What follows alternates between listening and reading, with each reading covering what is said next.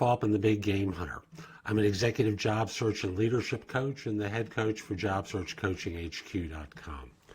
And I thought I would use a story today in order to demonstrate a point. And it's called The King's Fable. And I want to give Keith Rosen, I just want to make sure I give you the right address. I believe it's keithrosen.com, credit for sharing this story. It's marvelous. So the story goes, as most of these stories do, once upon a time there was a wise and noble king. The king lived a happy life with his beautiful wife, and then only a few years after their marriage, his wife became very ill and sadly died soon after. Unfortunately, this tragedy occurred before having children, leaving the king to rule the kingdom alone without his wife beside him. He was devastated by the loss, but he stayed true to his commitment to rule with honor and take care of the people in his kingdom. But the love of his wife was so strong he could not bear the thought of ever marrying again. So as the years passed, having no children of his own, the king knew the time would come where he'd have to find the right man who would take his place as king upon his death. And there was no bloodline and no son who could rightfully take the throne. He called upon the people of the kingdom to help him find a suitable heir to the throne. The king knew there would be a test of some sort that would help identify the most promising candidate. So one day, as the king is taking a walk throughout the countryside, he came across a huge sinkhole that was so large that you could fit at least 2 football fields within it. Suddenly he thinks to himself, I've got it. I know the test that would help me identify the next king. And with that, he quickly returned to the castle to share his ideas with his advisors. The next day, the king issued a decree throughout the kingdom. Come one, come all. In 3 weeks' time, those of you who feel worthy enough to take my place will meet in the town square to demonstrate why you are the one who should be the heir to the kingdom. So the day finally arrived, and it seemed like thousands of people traveled for miles to reach the town square from every corner of the kingdom with the dream of being chosen as the heir to the throne. The king took these people out to the countryside to show them what he had found. And then he asked this question: what should I do? And he then said, this is the question that if you answer correctly will earn you the rightful place as our next king. What should you do? So after several days and hundreds of responses later, no one had yet to come up with the right answer. So repeatedly, the king would hear the same type of responses. Fill it with rocks and dirt. Fill it with water. Build a bridge over the sinkhole. Build a wall around it. Put warning signs around the sinkhole. Make it a graveyard. Leave it be. Camouflage the sinkhole to protect us from our enemies. While some of these may be interesting ideas, none were the correct answer. So the king became discouraged, wondering if anyone was capable of thinking and acting like a successful king.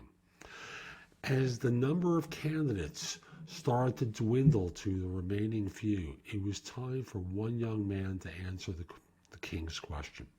A poor farm boy from the countryside who was ridiculed by those older and wiser than he, even considering the possibility of becoming king. So, the king began with a disheartened and skeptical tone, what shall I do? The young man hesitated for a moment and then responded with, why do anything? And suddenly the king's mood changed. He looked at the young man and asked with hope, why?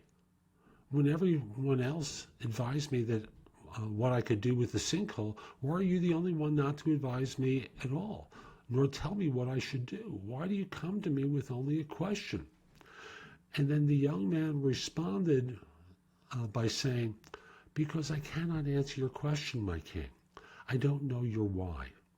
until I understand not just what you want to do, but why you want to do anything about this sinkhole and your intentions behind it. Only then can I advise you to create your desired outcome, even if the proper course of action is to do nothing. So folks, this was the magic answer. So instead of telling the king what he could do, this young man simply asked the king one question, a simple question. It's so powerful and overlooked. Why? After all, how can you align and collaborate effectively with others if you don't understand their motivations, intentions, reasons, beliefs, why it's important to them?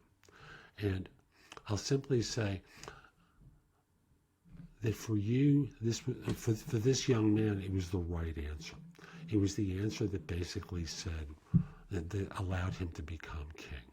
And the wise people said, why this boy? To which the king responded, I never wanted to fix anything. That was not my intention. Everyone came to me with a solution to fixing what they assumed was a problem that needed fixing. They never took the time to uncover and understand my why or my desired intention and point of view. This young man was the only one who was insightful enough to seek out my intention and uncover my reason.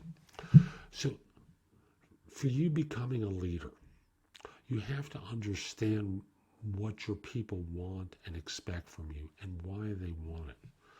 When leading a team, you have to develop an inspired, shared goal and vision. They need to understand not just what they need to do. Managers do that. But to lead, you need to give them the sense within themselves as to why they're doing something.